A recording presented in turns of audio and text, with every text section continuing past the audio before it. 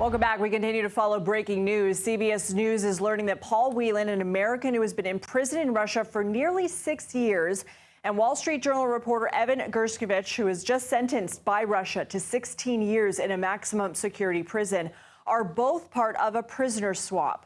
Gershkovich, the Journal, and the State Department have consistently said the charges are false. The United States says Whelan was also wrongfully detained. For more on this, I'm joined by John Sullivan. He was U.S. ambassador to Russia from 2020 to 2022 and is now a CBS News contributor. Ambassador, thanks for being with us. What is your reaction? Well, first, I'm delighted for the Americans who've been released and their families. I was in my office at the State Department almost 6 years ago when Paul was set up by the FSB and arrested. I've been thinking about Paul, working on his case, talking to his family for a long time, and I know that his brothers, his sister, his parents are going to be overjoyed. Evan was arrested after I had left Moscow as ambassador, but I know that his family will feel the same way, and the other American who has been released, Aslu, her family will be overjoyed. I've spoken to all of them since I've left Moscow, so I have a feeling of elation for those Americans who've been released and their families, but I also know that there's a price that the United States and some of our allies, apparently Germany, have paid in releasing Russian dangerous criminals to get innocent Americans back home. You know, you were mentioning Paul Whelan, and we heard from him last December, his 5th Christmas behind bars, and he was saying that he felt left behind because he was not included in the prisoner swap that included basketball star Brittany Griner. What do you know about why he wasn't included in previous prisoner swaps? Well, from my conversations with the Russians, and I was engaged in a lot of negotiations with the Russians over Paul, some of it was about his release. Other negotiations were just about how badly he was being treated and to have that stop. But what the Russians would point to was the fact that they would characterize him as an American spy.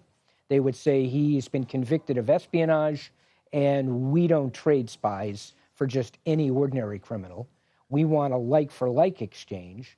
And they thought at that time that there wasn't someone in U.S. custody who would be an equivalent to be traded for Paul. We in the United States knew, of course, that was completely bogus, that Paul was set up. He's not an American spy. He doesn't work for U.S. intelligence agencies. But that was the Russian position. What can you tell us about the Russian judicial system and how these trials went? So I was an observer of Trevor Reed's trial, who is an American who was wrongfully detained, who was released while I was ambassador in 2022. I was frequently in the courtroom during his court proceedings. I was not allowed into Paul's trial because it was a secret trial with secret evidence that some of which even Paul didn't get to see. So the way I'd characterize the Russian judicial system is, it's to borrow a Russian cultural reference, it's a Potemkin judicial system. It's fake. It's phony. The courtrooms are beautiful. The judges wear beautiful robes with a gold chain that cinches the robe at the top. But it is completely a non-adversarial system. It's merely a means for the Russian government to justify what it's doing to an American who's been charged, in Paul's case, with espionage. It's not what an American lawyer, which I am, would think of as a court. Appreciate you, Ambassador. Thank you for being with us. Let's bring back CBS News senior foreign correspondent Elizabeth Palmer. Liz, it's important to note, as important as this prisoner swap is and significant, there are still many Americans who have not been released and are not part of this deal. That's right. I've just counted them up. There are 7 Americans that remain in U.S. custody. And the distinction that the ambassador made there is crucial. So the majority of them are in jail for crimes, nothing to do with the security establishment, and as far as we can tell, not trumped-up charges either, although the details aren't clear in every case. But, for example, 2 of them were arrested on drugs charges, possession. One man is involved in a child custody dispute with a Russian wife. One has been arrested for theft and beating up his girlfriend, and one for being completely blind drunk on a train and attacking a policeman. The one exception is Ksenia Karolina from LA. She was picked up in Russia this spring and has been charged with treason, which carries a sentence of 20 years, allegedly for having given money that reached Ukrainian military. It's not clear what's going to happen with her, but we do know for sure she wasn't included in this prisoner exchange, and that will have been devastating for her family. Liz, we have been talking a little bit about Gershkovich and Whelan. There are two other people as part of this. There's also Kurmashev. She's a U.S. dual nationalist. There's also Vladimir Kara-Murza. He's a prisoner held in Russia. What can you tell us about these two?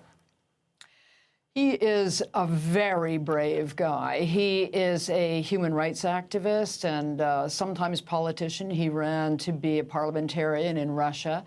But he was a strong opposition of President Putin. He also worked for one of the leading exiled opposition figures, the former chess champion.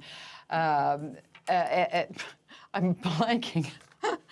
It'll come to me in a second. Anyway, Khodorkovsky. And so, as such, he really identified himself, made himself very prominent as an opponent of the Russian government.